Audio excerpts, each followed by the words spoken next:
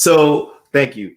As you're aware, there are hundreds of books written about Malcolm X, probably thousands, right? And many of them are not favorable about the Nation of Islam and our position.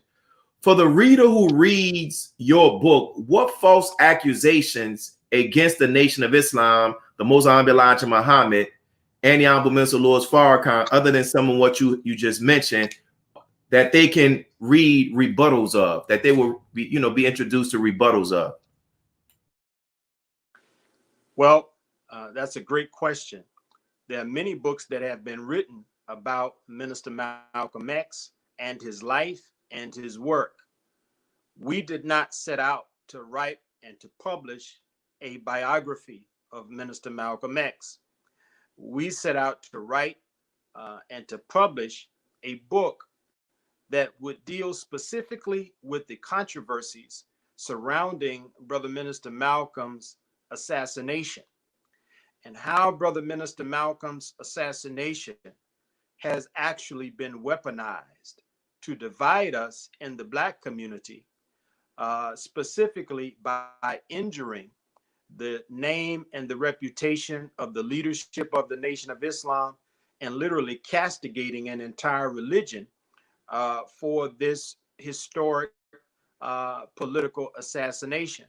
And so when you look at the outline and the table of contents, you see we attack head on the myths and the controversies that most people are familiar with, that are actually component parts of the psychological operation whereby Black youth have been falsely made to believe that the Nation of Islam should be hated instead of loved, because after all, as they ask us the question, hey, didn't y'all kill Malcolm? And so we go into the mythology of Malcolm having a conversion experience after first seeing white Muslims in the Middle East.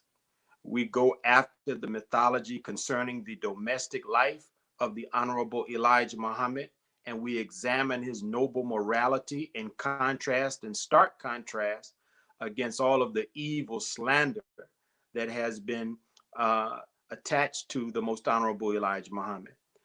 Again, we address how there has been a deliberate effort. Once upon a time, that effort sought to blame the Most Honorable Elijah Muhammad. But in the last 40 years, the rebuilding of the nation has been stymied by the campaign to put Minister Farrakhan and to finger Minister Farrakhan as being personally responsible for Brother Malcolm's assassination. We also address many of the aspects of the actual assassination itself. And we introduce new research that follows Minister Farrakhan's controversy with modern day Jewish leaders. And we look and we document this same opposition from groups like the Anti-Defamation League of B'nai B'rith. And we document and we locate them as being players in Minister Malcolm's assassination. And this is, of course, new and eye-opening for people who may have read and been familiar with Malcolm's assassination, but have never looked in this direction. And I think the information and the documentation that we present throughout the book is quite powerful and compelling.